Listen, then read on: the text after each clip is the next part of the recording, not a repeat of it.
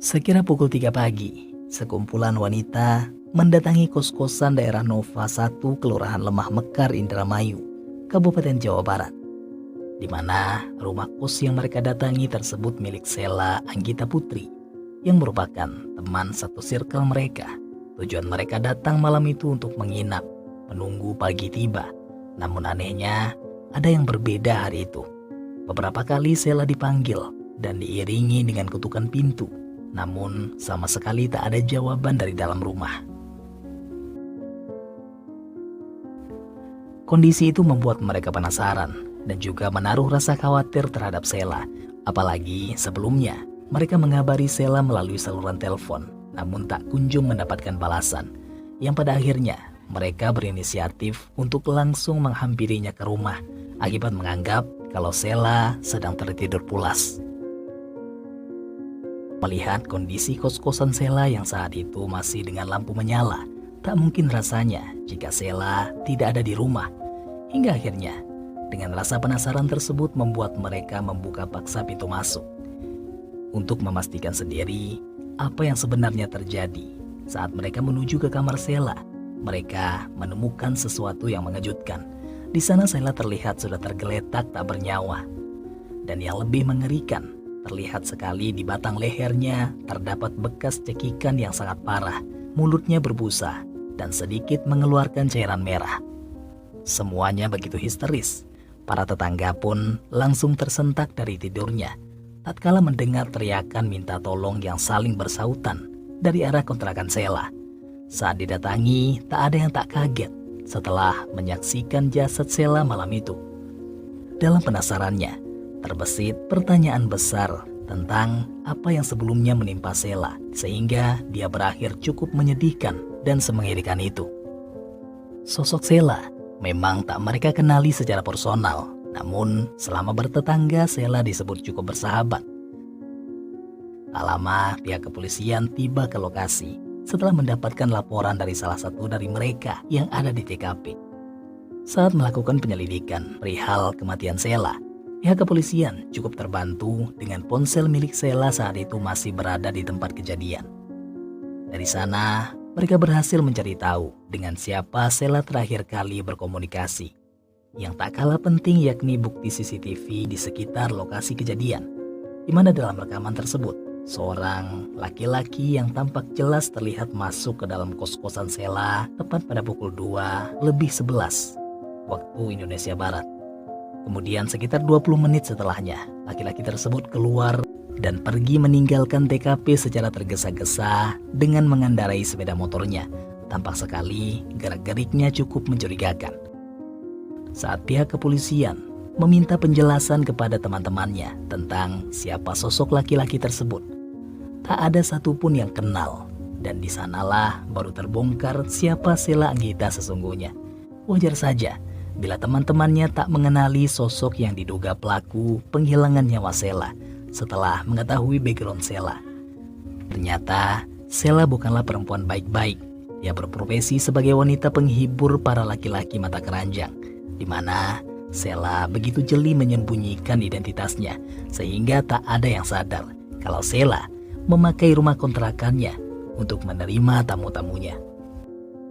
Berbekal fakta dan bukti yang didapatkan, pihak kepolisian memerintahkan tim untuk memburu sosok tersangka. Hingga singkat cerita, tersangka berhasil ditangkap di kawasan Kebuyutan Sukmajaya, Desa Kenanga, Kecamatan Sidang, Indramayu, berkat usaha tim yang berjibaku melacak keberadaan tersangka, di mana penangkapan tersangka kurang dari 24 jam seusai melakukan penghilangan nyawa pada Minggu dini hari pukul 2:30 waktu Indonesia Barat, di mana pun diringkus pukul 21:00 waktu Indonesia Barat. Dia ditangkap di kediamannya tanpa perlawanan.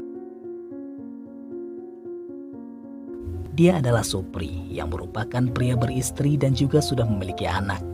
Dia tinggal di salah satu daerah di Balongan, Indramayu, Jawa Barat, di mana saat menelusuri background Supri, diketahui dia tidak memiliki pekerjaan tetap. Untuk memenuhi kebutuhan sehari-harinya, Supri bekerja serabutan, namun seringkali mencari ikan di sungai sebagai penghasilan tambahannya.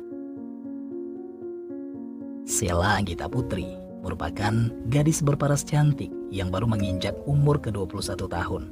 Dia kerap dipanggil Sela, bertempat tinggal di Koja, Jakarta Timur bersama keluarga kecilnya. Sela telah menyelesaikan sekolah menengah atasnya dan memilih untuk tidak berkuliah.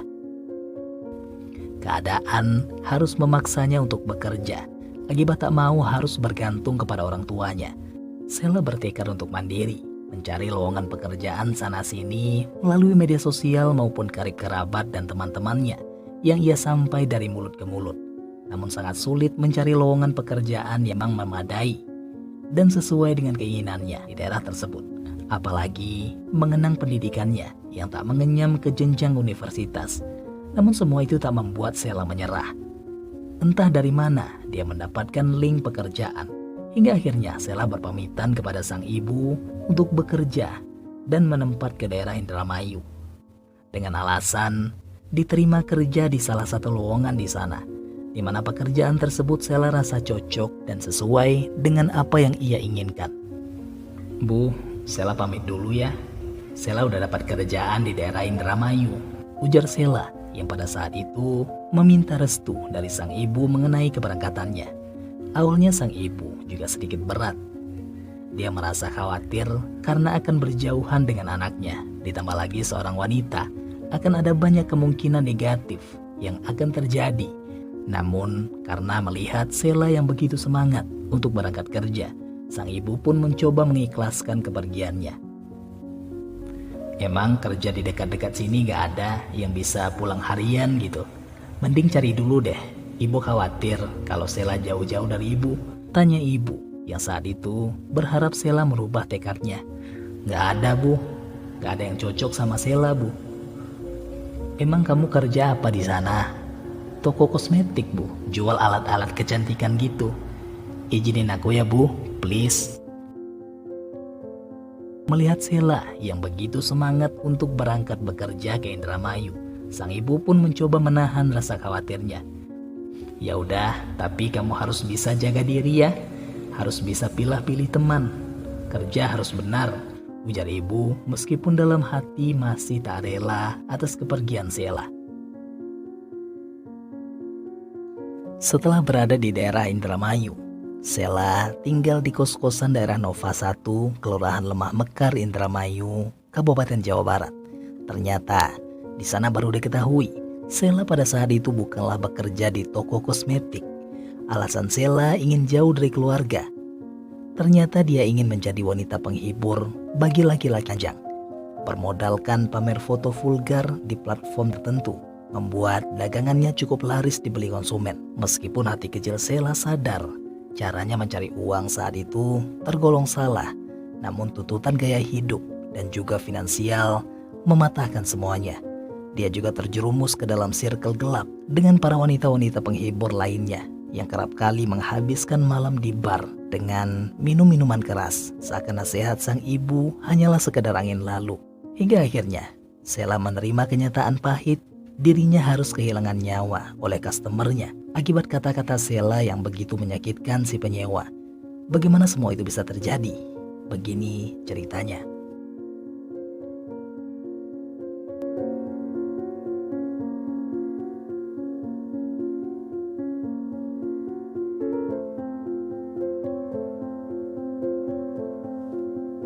Jadi pada tanggal 23 Oktober 2022, sekira pukul 2 malam, Sela Anggita Putri mendapatkan pelanggan, seorang laki-laki bernama Supri, atau dikenal di tongkrongannya dengan nama Benge. Mereka sebelumnya telah bikin janji dengan tarif yang sudah disepakati. Sebelum sampai ke kontrakan Sela, di perjalanan Supri terlebih dahulu membeli sebotol minuman keras dengan niat ingin mengajak Sela minum terlebih dahulu sebelum melakukan hubungan badan. Begitu sampai di kontrakan, Supri disambut dengan hangat. Sama seperti tamu-tamu kebanyakan, mereka juga menenggak beberapa gelas minuman keras sebelum akhirnya melakukan hubungan suami istri. Seusai melampiaskan nafsunya, tiba-tiba mereka terlibat percekcokan akibat Supri yang tidak menepati janji. di mana sebelumnya mereka janjian dengan tarif Rp300.000 per sekali main. Pada saat itu, Sheila hanya menerima Rp50.000 dengan alasan uangnya sudah habis akibat membeli minuman keras tersebut. Sheila yang tak terima, terus saja mendesaknya untuk segera membayar sesuai tarif awal. Gak bisa gitu dong, orang kamu yang ngajak minum malah aku yang disuruh bayarin. Kalau memang uangnya pas-pasan ngapain secara beli minuman? Supri mulai pusing dengan ocehan Sheila, pada akhirnya membuat kesepakatan. Oke gini aja, kamu pegang HP ini dulu, nanti 2 hari lagi aku tebus. Sheila yang saat itu tersulut emosi, sampai-sampai mengatakan hal yang begitu menyakitkan hati Supri dengan ucapannya, dasar miskin. Ungkapan itu bak sembilu yang melukai hatinya berkali-kali. Mendapati itikat baiknya saat itu sama sekali tidak dihargai, bahkan dibalas dengan penghinaan seperti itu. Gagasan untuk menghilangkan nyawa pun timbul. Dalam keadaan dikuasai emosi, Supri lalu naik ke atas badan Sheila secara paksa. Dia pukul kepala Sheila dengan keras hingga mengeluarkan cairan merah, lalu mencekik Sheila sekuat tenaga, membuat Sheila kesulitan bernafas saat itu. Namun tak kuasa melepaskan diri akibat tenaga laki-laki tersebut tak sebanding dengannya, hingga akhirnya Sheila kehilangan nyawa di kamar kosnya. Kemudian sebelum melarikan diri, Supri merampas semua barang-barang berharga milik Sheila. Lalu dia meninggalkan kontrakan Sheila dengan membawa kunci pintu kontrakan. Hati orang tua mana yang tak sakit ketika dibohongi oleh anaknya? Begitu juga yang dirasakan Neneng selaku ibu kandung dari Sheila. Dia begitu tak percaya kalau Sheila telah membohonginya sedalam itu. Bahkan apa yang ditakutkan Neneng, ternyata itulah yang terjadi kepada Sheila saat itu. Perasaan sang ibu begitu campur aduk, marah, kecewa, namun ditutupi dengan rasa sedih yang luar biasa. Dengan kondisi Sheila yang sudah terbujur kaku di hadapannya, dan ibunda dari Sheila, Neneng, juga telah diberikan tanda-tanda dengan peristiwa pilu tersebut. Bu Neneng memberi pengakuan kalau dia mengalami gelisah sepekan menjelang kematian anaknya Sheila, di mana firasatnya sangat tidak enak. Dia selalu memikirkan kondisi Sheila, dan itu segera terbalaskan setelah berhasil menghubungi Sheila. Saya berhari-hari tak bisa tidur sebelum akhirnya menerima berita putri saya tewas mengenaskan. Sebelum kejadian saya selalu gelisah, ada seminggu itu gak bisa tidur, bawaannya gelisah aja. Begitu saya tahu kabar kalau anak saya sudah meninggal, saya gak percaya awalnya.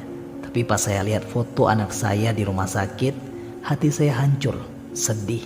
Rasanya percaya gak percaya kalau anak saya sudah tidak ada, ujar Bu Neneng yang meratapi kepergian sang anak. Atas perbuatannya, majelis hakim bertindak tegas dengan pelaku Supri. Dia dijerat dengan pasal 338 KUHP tentang pembunuhan dan pasal 365 KUHP tentang pencurian yang mengakibatkan korban meninggal dunia.